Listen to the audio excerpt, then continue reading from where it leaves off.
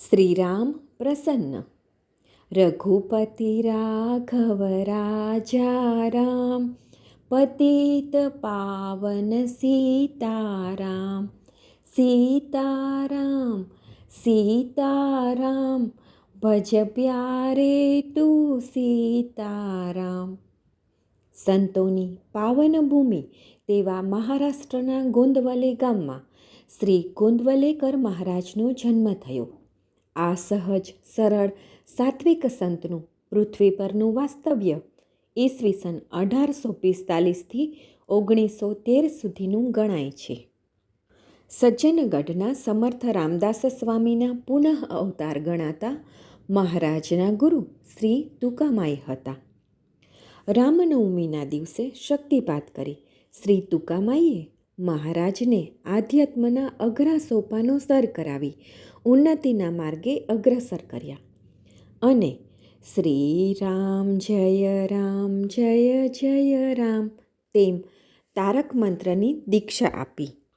શ્રી તુકામાઈએ મહારાજને બ્રહ્મચૈતન્ય તેમ નૂતન નામ આપ્યું. તે પછી બ્રહ્મચૈતન્ય મહારાજ ગોંદવલેકર તરીકે બધા તેમને ઓળખવા લાગ્યા. મુખે રામનું નામ, દેહે સંસારના કામ અને મન જોડવું રામ, એ જ આ નામયોગીનું સર્વને સૂચન છે. નામસ્મરણની મહત્તા દર્શાવવા ભક્તોના લાભાર્થે આ દયા સિંધુએ મરાઠીમાં સરળ ભાષામાં પ્રવચનો કર્યા. શ્રી ગોવિંદ સીતારામ ગોખલેએ આ પ્રવચનોનો સંગ્રહ અને સંકલન કરી સર્વે પર મહાન ઉપકાર કર્યો છે. મહારાજની કૃપાથી પ્રાધ્યાપક હર્ષદ ઉપાધ્યાયે આ અમૂલ્ય મરાઠી પ્રવચનોનો ગુજરાતી અનુવાદ કર્યો છે. વર્ષના દરેક દિવસ માટે એક નવા શીર્ષક સાથે દરરોજ એક પ્રવચન રજૂ કરવામાં આવશે. ડિસેમ્બર મહિનાના પ્રવચનોનો વિષય છે ભગવાનનું નામ. ભગવાનનું નામ લેવાથી ભગવાન સાથે સંબંધ જોડાવાની શરૂઆત થાય છે. શરૂઆતથી ભક્તે લીધેલું નામ ભગવાનને ખેંચી લાવનારું છે. ભક્ત અને ભગવાનનો સંબંધ પૂરો થયો એટલે કે નામમાં સ્વયંને ઓગાળી નાખવાથી ભક્ત બ્રહ્મ સ્વરૂપ થાય છે. બંને અભિન્ન બને છે. બ્રહ્મ એટલે પરમેશ્વરનું નામ અનાદિ છે. ભગવાનના નામમાં જ વિશ્વનું મૂળ અને અંત છે. એટલે કે ભગવાનનું નામ ભગવાનને વ્યાપીને કાયમ જ રહે છે. સાચા ભક્તને આધ્યાત્મિક અનુભૂતિઓ થાય તો પણ તેણે નિરંતર નામસ્મરણ ચાલુ જ રાખવું જોઈએ. આપણે ભગવાનના નામ સ્મરણરૂપી વાહનમાં અત્યંત વિશ્વાસથી બેઠા પછી આ નામરૂપે દિવ્ય સાધન આપણને ગંતવ્ય સ્થાને અચૂક પહોંચાડે છે. તે શંકારહિત વાત છે. અંતે મુક્તિ મહાપદ સાર. આ વિચારો ડિસેમ્બર મહિનાના 31 પ્રવચનોમાં સમજાવેલ છે. આજે 15 ડિસેમ્બરનું પ્રવચન સાંભળીએ, જેનું શીર્ષક છે નામ સ્મરણમાં રહેનારને જ ખરા દર્શન થાય છે. શ્રી કૃષ્ણ પરમાત્માને પણ દેહ છોડવો જ પડ્યો ને. નિરાકાર હોવા છતાં પણ સાકારમાં આવ્યા એટલે તેમને સર્વ કંઈ આવ્યું જ કે નહીં. રૂપ આવ્યું, ગુણ આવ્યા, સર્વ કંઈ આવ્યું અને પછી વ્યવહારમાં સર્વ કંઈ કરવાનું પણ આવ્યું.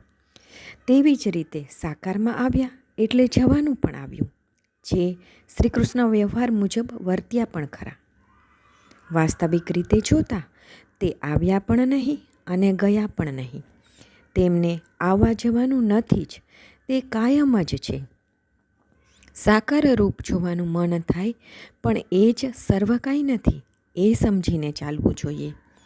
ભગવાનને જોવા હોય તો તેમને દેહમાં જોઈને ચાલનાર નથી. એમ શ્રી કૃષ્ણે ઉદ્ધવને કહ્યું અને જ્ઞાન આપીને સમજાવ્યું.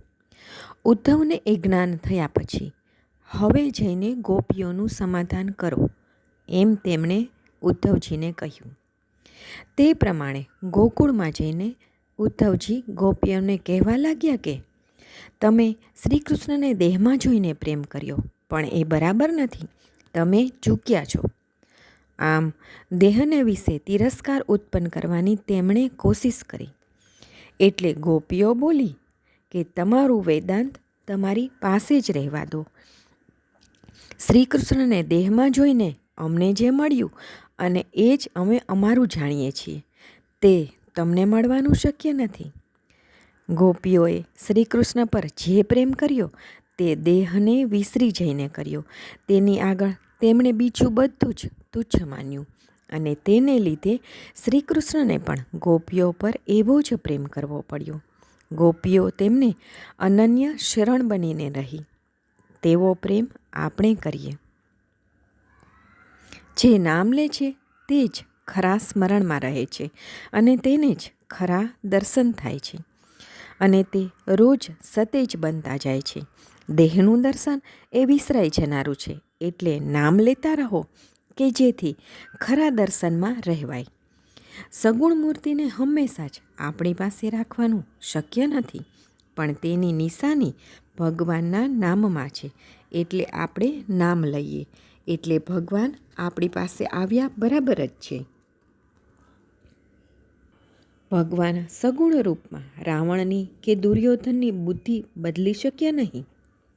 સગુણ અવતારથી વાસના કે બુદ્ધિ બદલવાનું કાર્ય થઈ શકતું નથી. સદબુદ્ધિ ઉત્પન્ન કરવાનું સામર્થ્ય ફક્ત ભગવાનના નામમાં જ છે. વ્યવહારમાં પણ આપણે જોઈએ છીએ કે રૂપ જાય તો એ નામ પાછળ રહી જ જાય છે. એટલે જ રામ, કૃષ્ણ ઇત્યાદિ સર્વજણ છેવટે ગયા અને કેવળ નામ બાકી રહ્યું. નામ એ સ્થિર છે, રૂપ એ એક સરખું બદલનારું છે. કળિયુગમાં સગુણ અવતાર નથી, પણ નામ અવતાર છે અને એ જ ખરો તારક છે. ભગવાન પાસે શું માગવું? તારો પ્રેમ મને લાગવા દે, એ જ એમની પાસે માગીએ. અસ્તુ જાનકી જીવન સ્મરણ જય જય રામ.